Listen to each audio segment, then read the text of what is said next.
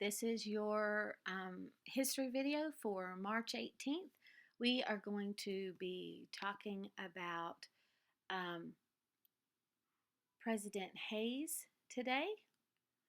Before we start, I'm not going to do your little quiz, but let's sing the president's song for what we know so far, okay? Washington, Adams, Jefferson, Madison, Monroe, Adams, Jackson, Van Buren, Harrison, Tyler, Polk and Taylor, Fillmore, Pierce, Buchanan, Lincoln, Johnson, Grant and Hayes, Garfield, Arthur, Cleveland, Harrison, Cleveland, McKinley, Roosevelt, Taft, Wilson, Harding, Coolidge. Okay, I will continue it in a few days, but let's just get that part down, okay? You can watch this over. The good thing about this is you can watch this over as many times as you need to get that song, okay? I want you to be working on it. Today we are on President 19. Now, I do not have the videos that we've been watching, but I know that you can access a lot of different real short videos about the presidents online if you want to look at some try to look up some different things. The ones that we do are put out by Disney. I don't think you can find them by YouTube, but you can look. I think there is some pretty good president videos called 60-second presidents if you want to look that up, and it's just a little bit about each president in a minute. All right, so today we're going to be doing Rutherford B. Hayes. And remember, the dates are his term. So we have 1877 to 1881, which tells us that he served one term, right? And he actually promised that he would only serve one term so that when he was in office, he could actually just concentrate on doing right instead of trying to do things that everybody would like so that he would be voted again. He was known as a pretty honest person, which is pretty interesting when we get to his nickname. So hang on just a second. He was a Republican. Now, his nickname is his fraudulency. Interesting for someone that we just said was very honest, right? Fraud means that you are not who you say you are. Well, the reason he got that nickname was because he didn't receive the popular vote, and Congress elected him, and many said it was because he promised that he would remove the troops from the South if he were to be elected president, and he did, in fact, do that. But one book I read worded it in an interesting way. It said that once he got into office, though, he was honest and no one could say that he was doing anything wrong. It reminds me a little bit of John Quincy Adams. Remember how John Quincy Adams, there was some, remember they said that his election was corrupt. It was a corrupt bargain. But then, once he's in, he's completely honest and unscrupulous, didn't do what was just right for one side or the other side. I don't know. Two guys kind of remind me a little bit of each other. Vice President was William Wheeler. Try to say that one. That's called alliteration when you've got two words that start with the same sound. William Wheeler. First Lady. I like this First Lady. A lot of people do. Her name is Lucy Ware Webb. By the way, this is one house I have not been to and I want to. It's not that far. It's up a little bit of ways from Cleveland. It's in Ohio. And I almost made it there on one trip and then we weren't able to go. But their house is called Spiegel Grove. And it would only be 4 or 5 hour trip or something. Not that bad from here. This is a portrait of, let's see, we can get that there. That's Lucy Ware Webb. And this portrait was actually commissioned, or the people who had it made was the Women's Christian Temperance Union. So the women's group that was for no alcohol, and you'll understand that in a minute, had her portrait made. And this is the one hanging in the White House. She had a nickname too. Her nickname was Lemonade Lucy, and that was because she was opposed to serving alcohol, and so she went to what we call a dry White House, meaning that she didn't have alcohol served at the banquets and the dinners and all their fancy parties, which was a pretty big deal. You've got diplomats coming from all over the world that expect to have some wine or whatever with their dinner, and Lemonade Lucy didn't do that. It said, you know how sometimes people say that the alcohol or the wine flowed, meaning that they drank a lot? Well, someone said of the White House at that time that the water flowed. So they had water and other things, but no alcohol. She was the first lady with a college degree. She was unusually well educated for the time. Her mother moved so that her sons could be educated, and then while they were there, Lucy enrolled too. And she graduated from the Wesleyan Female College in Cincinnati at 18. And so that was pretty unusual for someone, for a lady during this time. It said that President Hayes said of her when they met that she had a low, sweet voice, a heart as true as steel, intellect she has too. That means smarts. By George, I'm in love with her. So I think she was a pretty well-rounded kind of person. She supported reform. That means trying to change society to make it better. So she would be someone who would stand up for the people who were being mistreated and for women's rights.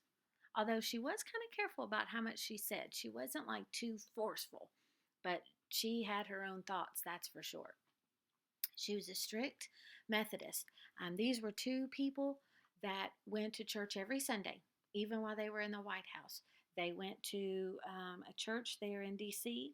I had the name. It was a Methodist church. And they went every Sunday. One thing I heard of her, and I've got this a little bit down, I think this is cool, that she conducted group hymns and prayers with the president's cabinet. I just think that makes me want to love this lady. I think she was pretty neat. Lots of you asked me, do you think that the president or whoever was a Christian? And it's hard to tell. Remember, I said it's not just whether you go to church. It's whether you are trusting in Jesus as your Savior. And so, but not knowing a lot of their personal beliefs, these are two of the people that rank pretty high on my list of having the possibility that they were trusting in Jesus as a Savior. She had 8 children, 3 of which died at a young age. Each one died around 2 years old. She supported her husband during all of his appointments. So that means he was a general during the Civil War. During the Civil War, she traveled around. She she cared for the soldiers. That reminds you a little bit of reminds me of Martha Washington. That's what Martha Washington did when George was leading the army. So she was a gracious first lady when her husband was governor. They called that wife the first lady too, by the way. She was a pretty popular person all around as far as she was just kind and she was there, and she and her husband, I believe, had a good relationship with each other. Okay, here's the other thing I said a minute ago. In the White House, she conducted group hymns and prayers with the cabinet. Go Lucy. Then I love this. I read this. This was written, this is a quote from my First Ladies of the United States of America book here. And this is put out by the White House Historical Association. You do have to be careful sometimes. You always want to know your sources. I've told you before, I look at lots and lots of different books, and one thing will say one thing and the other one will say something different. But this is I would say this is a reliable source. This is what you will see. I'm pretty sure that this is what you will see when you go. You can go to the White House Historical Association webpage, and they've got little bios of the presidents and little bios of the first ladies. And I believe this book is those biographies. But this was a quote. This is the quote about her beside the portrait. So it's telling a little bit about who she was. And it says, sunny in temperament, meaning that she had a happy spirit, sunny, bright disposition is another way of saying it. She wasn't gloomy. Winning in manner. So you would meet her and she would be someone that you would want to know. Winning in manner and firm in high principle. Oh, I love this. That would be something I would want someone to say about me. Sunny in temperament, winning in manner, firm in high principle, that she had, this is how she wanted to live, and that's what she did. She had high principles, meaning morals or rules for herself, a way that she wanted to live. Going along with her social ability and just her just kindness, she hosted the first White House Easter egg roll, which I think still happens today. Probably won't happen this year. But according to, I'm talking about what's going on right now at the time. Um, but it's where lots of little kids are invited to come, and then they have like they roll the eggs down the hill, and they have a little Easter egg hide, and so she hosted the first one of those, and it's still going, still something that's popular. She had strong opinions and spoke openly with her husband about them, but she didn't get too involved in politics. She she had her opinions. She knew what she um, agreed with and what she believed, but she didn't get overly involved in that. I like this about them also. It says that they both loved history and were interested in preserving White House history. They worked to get all the presidential portraits hung in the White House. So that was them. That was the Hayes. They started working on getting all of the portraits hanging in a gallery in the White House.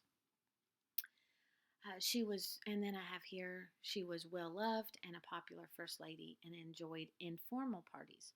So she had lots of parties, and she was a really good hostess, but she liked just informal parties, means she would like just hanging out.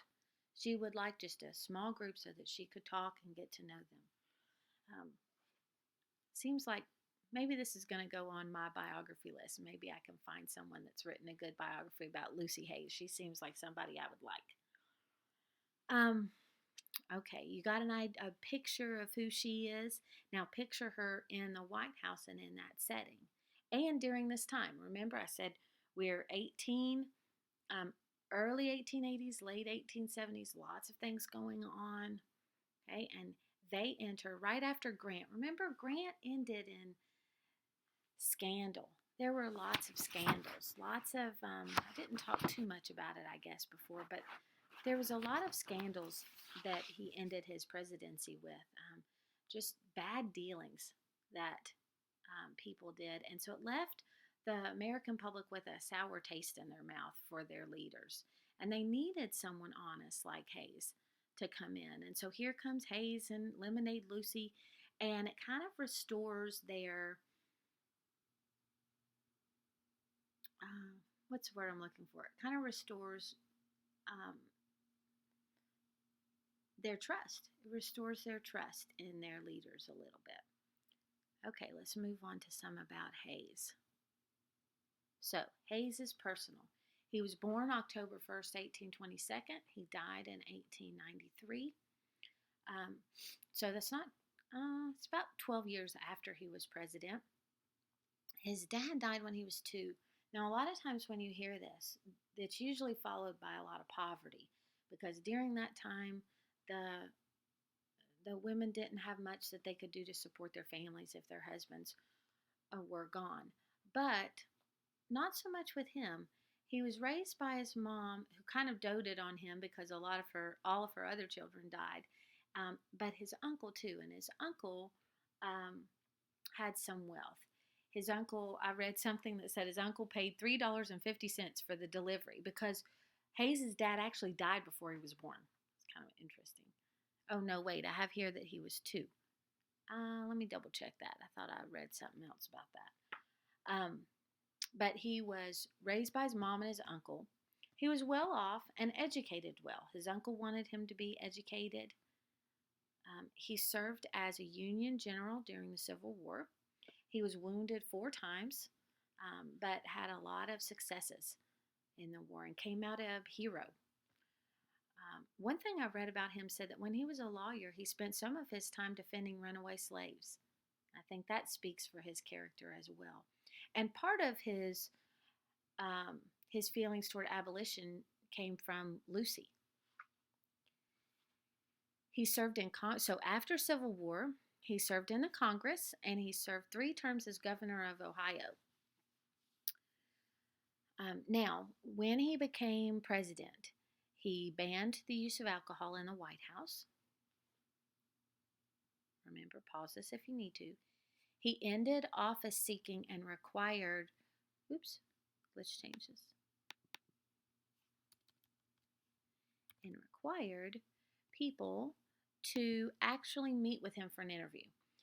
So during Grant's term, he had a lot of people that would just say, "Hey, my uncle is so and so. You worked with it. You served with him in the war," or "Hey, you knew so and so." And that's why Grant got in so much trouble, because he trusted these people that should not have been trusted. And so you had all these people now bombarding the White House. This is not like it is now, where you can't even get anywhere near the door. This was a time where they had weekly kind of open times where you could come in and meet with the president and the first lady, and they were standing there shaking everyone's hand. So you could come up and say, "Hey, my uncle Jim grew up on your street. Do you have any jobs open?" And Grant kind of got into the habit of just saying, "Sure." So Hayes ended that and started requiring people to actually meet with him for an interview. And then he decided whether they were qualified or good for the job. Go him. That's the way it should be, right? He was also, now, these two things show us how times are changing. Shows us the changes going on in society and the inventions. This is a booming time for inventions and people just coming up with new things, and we're going to see some of those. But he was the first president to use the telephone in the White House, and he was the first to have electricity in the White House. But they were afraid to turn on or off the lights. So I think I heard that they would just leave the lights on. They kind of had somebody else turn the lights off because they were afraid that they would be electrocuted. So think about this. This is kind of interesting because you have people used to gas and candles and other things heating their or giving them light. Now all of a sudden they're going to turning a switch and trusting that there's electricity running in their walls. There was a lot of fear behind that, and the president and his wife were not immune to that fear. They were a little fearful of that too, but they still were the first to have electricity in the White House. Okay, so that gives us a little bit of idea of who we're dealing with. This is the president. This is who was with him. This was his supporter, his first lady. And now we're going to see, okay, what is this person going to have to face? And how will they deal with it? That's kind of interesting, right, about the presidents, that it depends on who they are.